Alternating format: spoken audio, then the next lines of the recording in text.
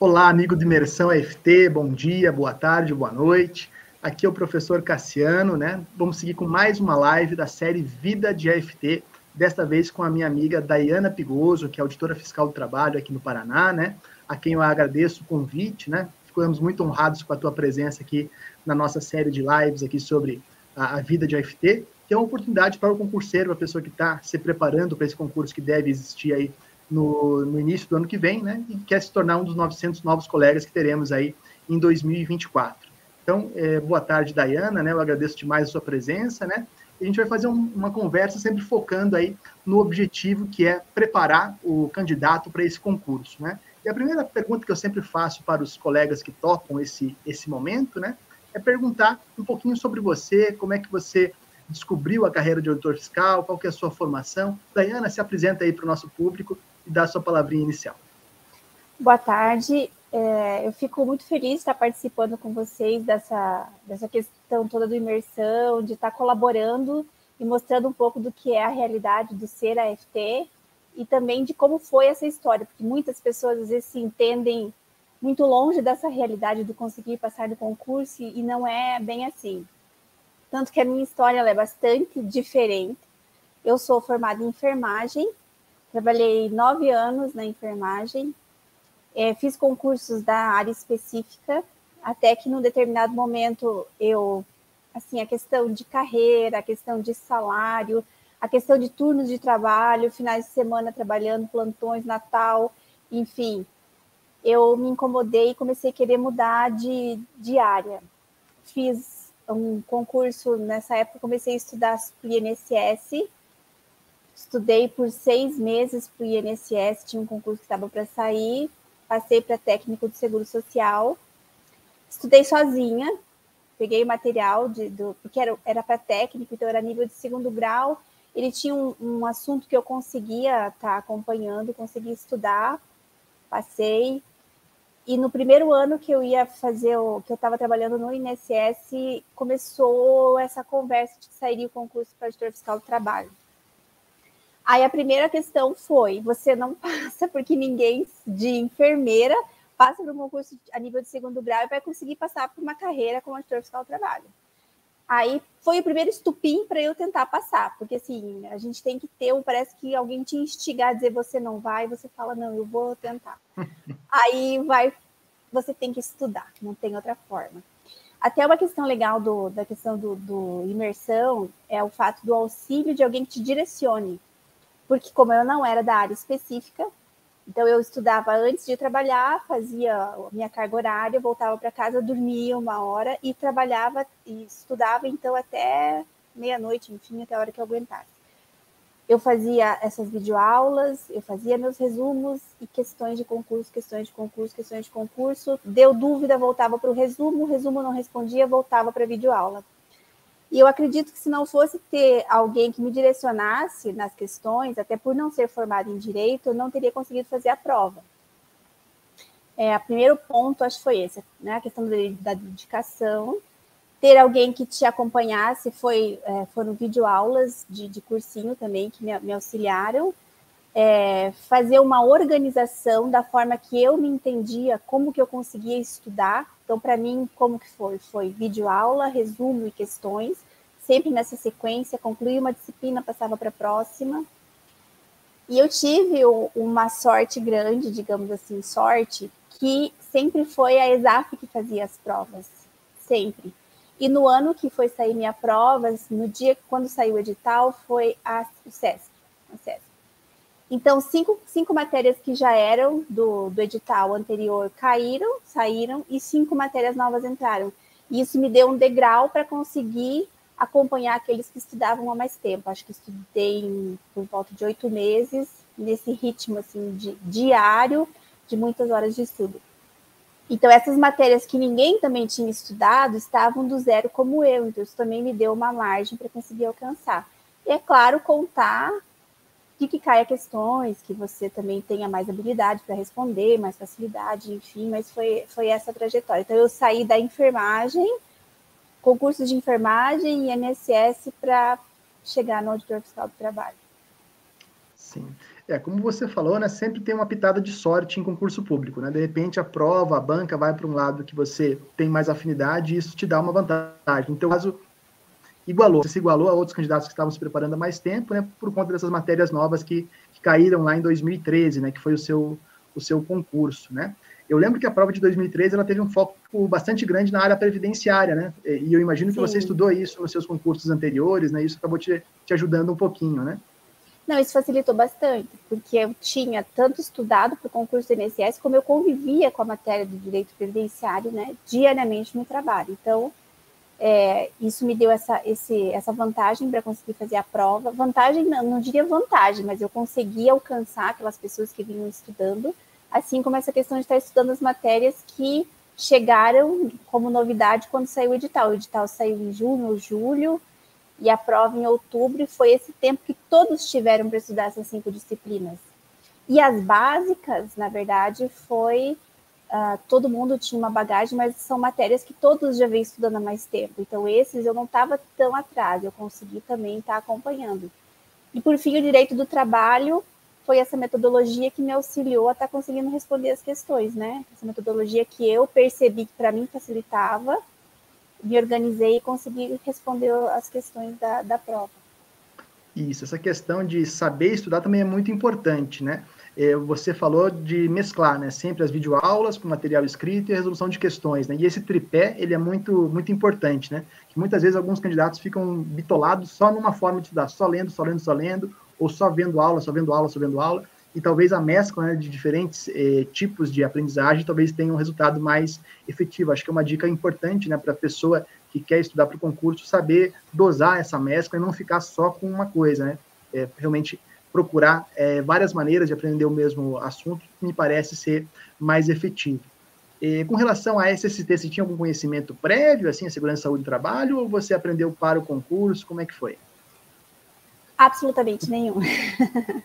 Na verdade, assim, 2 situações. Uma, essa questão do tripé que você comentou. 3, na verdade. Uma é o sentido da organização, do você se conhecer para a prova, saber como que você responde ao estudo. Se você é mais lendo ou mais videoaula, você vai focar na maior parte naquela metodologia, mas você ter as outras te auxilia no sentido de abrir o leque. Se você só lê a lei seca, você não pega as nuances das questões que podem estar, né, sendo trazidas. A videoaula por si só também te deixa, às vezes, faltando alguma questão que lendo a lei seca ou, enfim, outras coisas vão te trazer essa informação, e responder questões nem se fala. Ela vai te trazer à tona aquilo que você aprendeu ou não aprendeu. SST era uma questão, para mim, eu só sabia, como enfermeira, a NR com relação a hospitais. Então, você tinha esse contato diário com todos os cuidados que você tinha que ter dentro do hospital. Uma NR era o meu conhecimento de SST. E a partir dali comecei a estudar as básicas. Uma questão legal é assim, a gente tem que se preocupar em tentar alcançar todas, nem que seja superficialmente, é lógico que você vai tentar se aprofundar o quanto conseguir em todas, mas pelo menos saber todas as NRs, porque a NR5 da CIPA, eu lembro que na questão descritiva estava, eu nem li a NR5, quem que vai querer saber de CIPA? Não, eu nem li a NR5, e eu tinha lido a NR5, foi uma das questões descritivas, então fez diferença na hora de fazer a prova descritiva, essa questão de conhecer a NR. E foi justamente por aí, então uma dos períodos que eu estudei foi focado em videoaula de norma regulamentadora, ler as normas regulamentadoras e fazer questões. E foi dentro de 8 meses que eu acabei conhecendo todas as outras que eu não tinha nem bagagem para estar fazendo a prova. E coincidiu, lógico, de cair questões que eu tive facilidade para responder. Tem isso? Tem, mas sem você ter estudado, você não consegue responder. Com certeza. E falando agora um pouquinho da sua carreira profissional, né, Daiana? Você entrou onde no Ministério do Trabalho? Em que cidade? Como é que foi a sua trajetória até chegar onde você está hoje, em 2023? Eu fui nomeada lotada em Manaus, inicialmente. Muito legal, assim, a gente tem uma experiência muito grande, porque as realidades são diferentes. Então, o que você acaba fiscalizando numa regional, você acaba tendo diferentes oportunidades de estar fiscalizando em regionais diferentes. Então, em Manaus, eu tive uma experiência rica conheci auditores de lá, pessoas que já aposentaram, foi muito legal. Eu fiquei 18 meses em Manaus. E chegando lá, eu de cara já fui convidada a ir para o projeto de inclusão de pessoa com deficiência no mercado de trabalho. E em pouco tempo, teve uma remoção interna e eu passei a coordenar o projeto lá. Coisa que eu nunca pensei em fazer. Na verdade, mesmo sendo enfermeira, mesmo sendo minha formação de base, eu nunca tinha pensado em trabalhar com a questão de pessoa com deficiência enquanto AFT. Então, lá em Manaus, apesar de ter feito toda eu passei por todos os projetos para a questão de experiência, passei com todos os fiscais, por todos os projetos, mas acabei ficando a maior parte do tempo lá no projeto de pessoa com deficiência, inclusão de pessoa com deficiência, aí coordenando por um período. Foram 18 meses, eu acredito que foi um ano na coordenação, fiscalizando, claro, que a gente fazia tanto fiscalizações indiretas, diretas, que se trata do quê? Tanto a gente manda notificação para a empresa comparecer, né, para comprovação de cotas, de cumprimento de cotas de pessoas com deficiência, como a questão de estar comparecendo na empresa para ver as questões de acessibilidade, ver as questões de inclusão, de tudo do que trata a inclusão de pessoa com deficiência na própria empresa. Sim.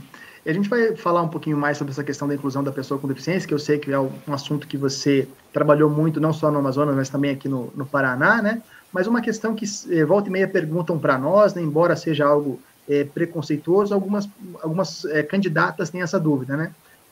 A profissão, ela é adequada para uma mulher? Assim, ela é perigosa? Qual que é a tua avaliação? Você se sentiu em algum momento discriminada ou sofrendo alguma violência de empregador ou dentro do órgão? Como é que é o clima de trabalho para uma mulher AFT? Eu entendo que se a gente for levar muito a fundo essa questão de machismo e tudo mais, ela existe, isso socialmente falando, apesar da atualidade, ela é uma coisa que existe. Então, assim, a gente não pode dizer assim que estamos isentos de que não aconteça uma situação eventual por você ser mulher. Pode acontecer? Pode. Mas a questão do recebimento dos colegas não tem diferença entre você ser colocado em um projeto ou em outro projeto, você ter a questão de selecionar o tipo de trabalho que você vai fazer, tendo a oportunidade, essa variedade, né, de atributos que a gente pode estar fiscalizando dentro do trabalho. Então, não vai ser o fato de ser mulher ou não, inclusive, a gente tem um quadro, eu não sei, eu acho que eu tenho, uma quantidade de mulheres é menor, mas a gente tem um número considerável de mulheres, pelo menos aqui no Paraná, de colegas mulheres. O trabalho em si com os colegas, eu já viajei com colegas homens, nunca tive situações de falta de respeito. Então, assim, o fato de ser mulher não interfere na atividade, né? Tirando essas questões que que não é o nosso foco aqui, maior do machismo estrutural que existe, que você pode estar passando por outras situações, porque ele existe, mas em si, pelo trabalho, pelos colegas, pela profissão, eu nunca tive problema com relação a isso. Sim. E uma questão que a carreira acho que tem como vantagem, né? Você mencionou no início da sua fala a questão da jornada exaustiva que você tinha como enfermeira, trabalhando 12 por 36, né? A gente sabe que no Ministério do Trabalho a gente trabalha muito, né? A gente não é uma profissão em que a gente trabalhe pouco, mas a gente tem os nossos horários mais respeitados, né? É muito esporádico, é muito pouco provável você ser acionado para trabalhar no fim de semana, né? É algo mais raro que propicia uma qualidade de vida interessante, seja para um homem, seja para uma mulher, tendo filhos ou não, né? Qualquer configuração, acho que é interessante essa disponibilidade de tempo que você tem para a sua vida particular, né? Já aconteceu de trabalhar final de semana, sábado, domingo, mas é toda uma questão de organização e um respeito à sua agenda. Então, até para a questão de recesso de final de ano, você tira alguns dias, você repõe no final de semana, você se Fomos organiza. Juntos, inclusive, né? Fomos juntos inclusive. No domingo para situações de região metropolitana, mas é toda uma questão de organização. E não é um plantão que vai te tomar todo um final de semana ou toda uma noite, o desgaste. Então, eu entendo que ele respeita mais o seu tempo. Apesar de você ter que cumprir, né, a sua jornada, você tem carga horária e trabalho para isso, tanto que a gente espera ansiosamente por esses colegas que cheguem, porque a gente tem muita coisa a ser fiscalizada e trabalho não falta, então o tempo ele corre acelerado, a gente precisa estar cumprindo o tempo todo para conseguir vencer.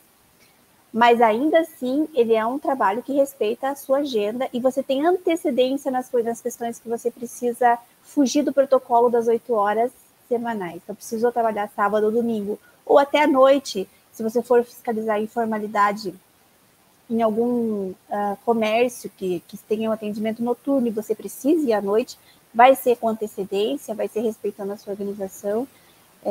O trabalho móvel, que seriam viagens, né, com mais frequência, tem toda uma questão de a pessoa quer ter essa escala de viagens, ela quer participar do grupo móvel, então ele respeita mais, você consegue adequar essa questão de vida, eu acho ela mais saudável nesse sentido, do que você ter aqueles plantões que restritamente vão fazer 12 por 36, independente da data ou do horário que vier.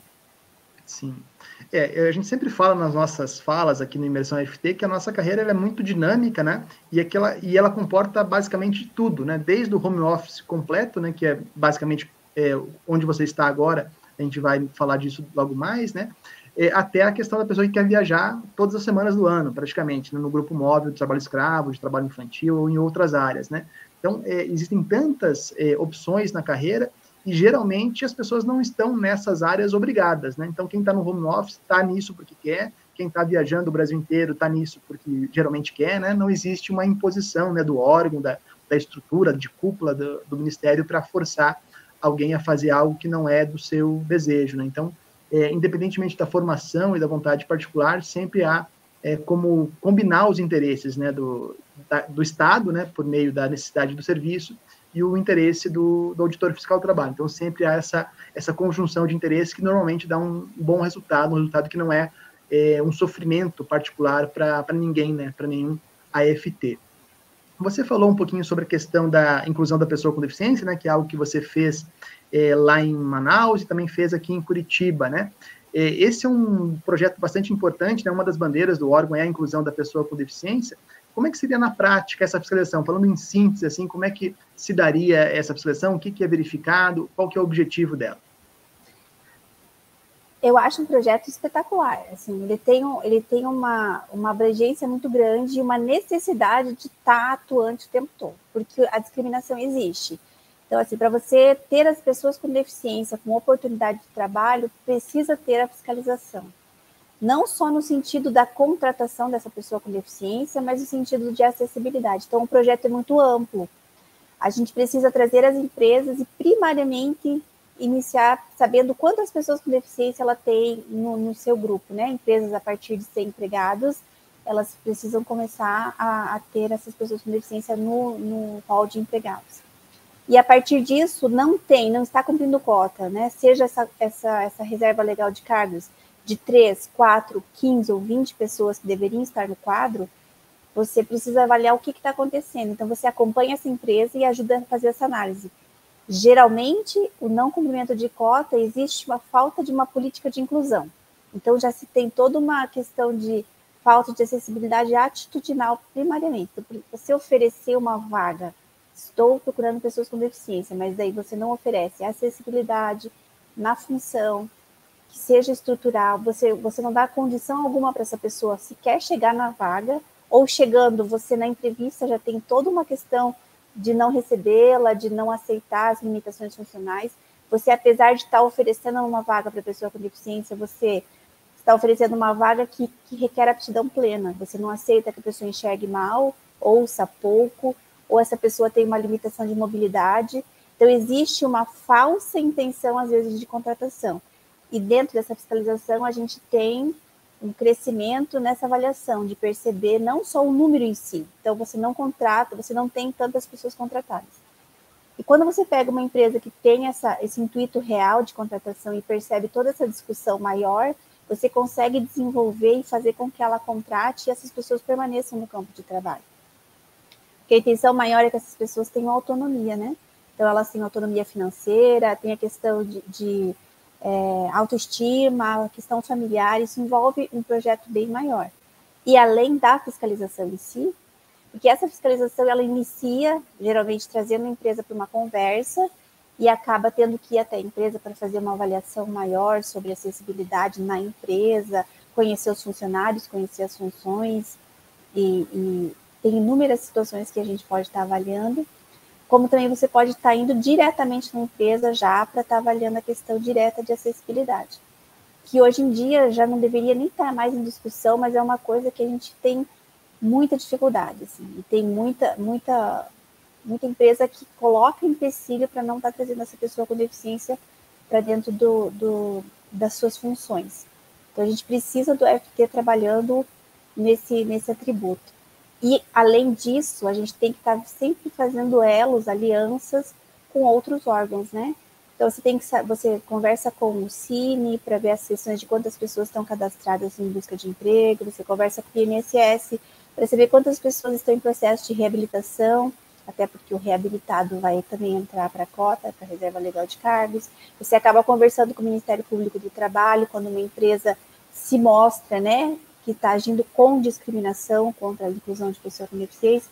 Então, o projeto ele é muito amplo, porque ele não é a fiscalização crua em si, mas ele depende de toda uma articulação maior e depende também de trazer e estar divulgando essa questão de acessibilidade e inclusão.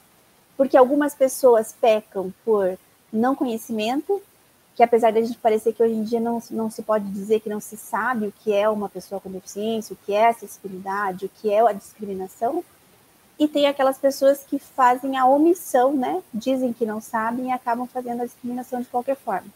Projeto extremamente importante. Eu saí do projeto por uma necessidade de mudança minha, pessoal, precisei mudar de projeto, mas é um projeto que eu recomendo, acho que é extremamente importante. Sim. Entre as atribuições da Auditoria Fiscal do Trabalho, para as pessoas que não conhecem a fundo, né, o que faz um AFT, né, nós temos desde questões que são basicamente quase uma fiscalização tributária, como é a questão da fiscalização do FGTS, a projetos ligados a uma temática bastante social, que é o caso da inclusão da pessoa com deficiência, da aprendizagem, do trabalho infantil, né? Então, de novo, né, a Auditoria Fiscal do Trabalho, ela abarca diferentes perfis, né? Então, se você tem um viés mais social, se você gosta de trabalhar com questões que vão fazer realmente uma diferença na vida de uma pessoa concreta, né, o João, a Maria, o José, né, que vão, de repente, ter a sua dignidade resgatada com um trabalho, uma pessoa com deficiência que vai evoluir como pessoa, como ser humano, após ela estar inserida no mundo do trabalho, essas áreas são bastante importantes, né? Eu atuei também por bastante tempo na área de PCD, realmente uma área muito gratificante, né? E, além dela, tem outras áreas com esse viés, né? A gente destaca aqui a aprendizagem e o combate ao trabalho infantil, que são duas também bandeiras muito fortes aí do Ministério do Trabalho. Então, para quem tem esse viés social e quiser entrar nessas áreas, sempre vai haver oportunidade desde o início da carreira, como aconteceu com a Dayana, né? Logo no início, ela teve lá uma pincelada em vários projetos, em várias atividades, mas já foi caminhando para o PCD, né, para a inserção de PCD, que é um projeto muito bonito realmente, né? E com relação a esse papel do Ministério, também é interessante destacar, né, a Dayana pode confirmar para nós, né, que o objetivo institucional do Ministério não é penalizar necessariamente as empresas, né, mas é efetiva a inclusão, né, tanto que as metas que o órgão tem é sempre a efetiva inclusão, e não multar o empregador que descumpre, né? Quando a gente multa o empregador que descumpre a cota, é porque o nosso serviço não redundou aquilo que a gente queria, que era a efetiva inclusão, né? Tanto que a gente usa, na maior parte dessas fiscalizações, o prazo que a gente tem para fiscalizar. A gente inicia ela, faz toda uma orientação e um acompanhamento e acaba dando prazo para que as empresas busquem e auxiliam como buscar, quais são os problemas, as falhas que pode estar havendo na comunicação da vaga, os informes, o que pode estar acontecendo como entrave para essa busca pelo candidato. Se realmente a empresa tem essa intenção, às vezes no processo de fiscalização, você consegue fazer com que esse projeto de inclusão se desenvolva dentro da empresa e a meta seja cumprida, a cota seja cumprida. Então, ao invés de um auto de infração, você consegue incluir se uma cota de 10 pessoas com deficiência deveriam estar trabalhando nos cargos que são reservados para ela, se você tem 10 pessoas com deficiência trabalhando, que é o objetivo maior do que o auto de infração. E o interessante desses projetos é que que nem você falou, essa aliança entre a aprendizagem, a aliança entre trabalho infantil, existem termos de compromisso que a gente pode firmar com as empresas quando uma reserva de cargos muito alta, então já pegamos empresas de 200 pessoas com deficiência, como contratar 200 pessoas em pouco tempo. Então, você firma um termo de compromisso E nesse período ela vai contratando aprendizes com deficiência que não cumprirão a cota de pessoa com deficiência trabalhando, mas é uma forma dele treinando pessoas com deficiência no formato de aprendizagem, para posteriormente contratar e cumprir a reserva legal de cargos, e você faz esses elos com outros projetos. Você auxilia tanto na questão da aprendizagem, como auxilia a empresa a estar cumprindo a cota, como você auxilia essa pessoa com deficiência a estar no mercado de trabalho de forma digna, né? Isso.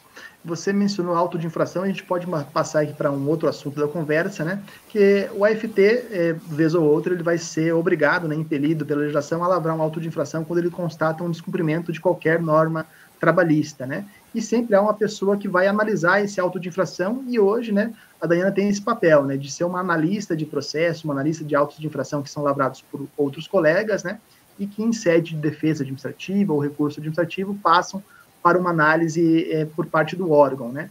Você está nessa tarefa há algum tempo já, né, Daiana? 2 anos, 3 anos?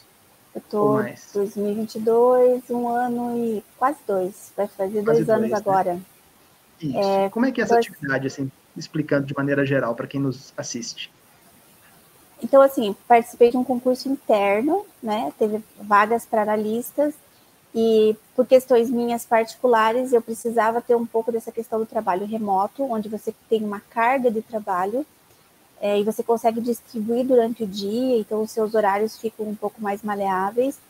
Eu fiz o concurso e passei para análise. Então, o que acontece? Né? Os autos de infração que são lavrados, aqui no Paraná, com defesa ou sem defesa, vão passar para análise, para serem avaliados tanto nas questões formais, né, se eles estão sendo regularmente lavrados, se está todo regular, se a ementa tem, que seria o motivo, né, principal, se ele tem relação com o histórico que está sendo descrito, então a gente tem que ter todo esse cuidado.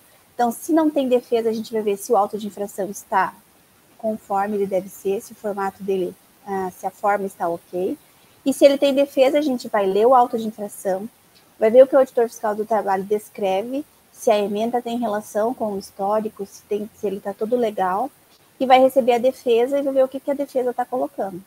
Né? Então, se a defesa trazer provas robustas que realmente demonstrem que aquele auto de infração ele é improcedente, a gente vai acabar dando a improcedência, que vai para uma reanálise na CGR, que seria a central de recursos. Ou então, a gente dando procedência, dizendo que o auto de infração é válido, a empresa ainda tem a oportunidade de ou pagar com 50% a multa, ou está enviando para recurso, que daí vai para a CGR, para eles estarem avaliando. Então, a gente faz esse processo aqui, a gente tem como meta avaliar todos os autos de infração e notificações de débito de FGTS, independente de com ou sem defesa.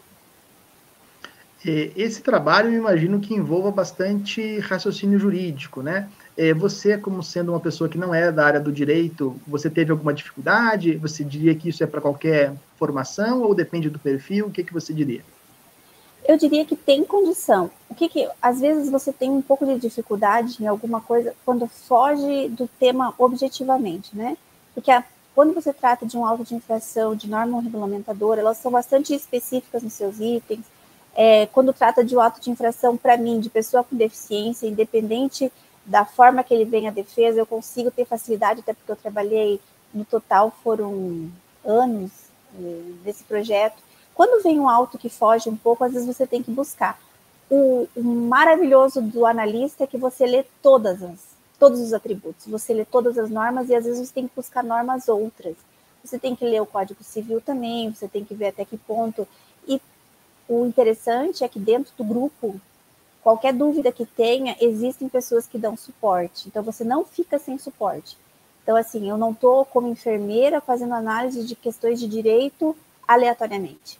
Primeiro, eu sou enfermeira, auditora fiscal do trabalho, que conheço os atributos a serem fiscalizados e as normas que eu devo estar fiscalizando.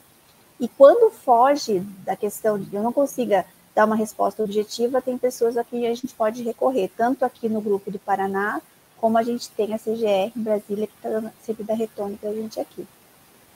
Sim. Isso mostra, de novo, aquela importância, né, de deixar claro que a Auditoria Fiscal do Trabalho é aberta a qualquer formação, né? E até teve uma lá que eu fiz uma brincadeira, eu desafiava as pessoas a serem uma formação que não tivesse algo a contribuir dentro do Ministério, porque realmente o mundo do trabalho é tão amplo, né? Não importa a sua formação, sempre vai ter um espaço para você, e ainda que não tenha, né, você pode criar, porque o mundo do trabalho está sempre aberto a você gravar oportunidades. Tem N assuntos que a gente pode enveredar dentro do mundo do trabalho e sempre há espaço, né? Então, já caminhando aqui para o nosso final aqui da nossa entrevista, né, Dayana, eu deixo a palavra final contigo para você dar uma mensagem, assim, o que você aconselha para os candidatos, futuros candidatos que vão se inscrever nesse concurso de FT, que vão ser colegas nossos aí no próximo ano. Qual é a mensagem que você daria a eles nessa preparação? Eu acho que, primeiramente, é o objetivo, você determinar que você vai passar e você fazer a sua metodologia, né? Buscar formas, independente da formação, como a gente estava tratando, buscar formas de você ter o conhecimento da prova. A prova vai objetivamente tratar de temas relacionados com a auditoria fiscal do trabalho. Então, assim, buscar, como eu vou usar o meu exemplo, né? Videoaulas ou aulas escritas, mas eu acho que a videoaula é essencial porque é alguém te orientando especificamente sobre os temas, mas você buscar e se organizar e estudar. Não tem outra forma. Escutar essas conversas que a gente tem, apesar de elas parecer que às vezes é só para saber sobre a profissão, mas elas trazem pontos que podem ser usados na prova, inclusive. E, além disso, o conhecimento da pessoa na resposta dela enquanto fazendo a prova.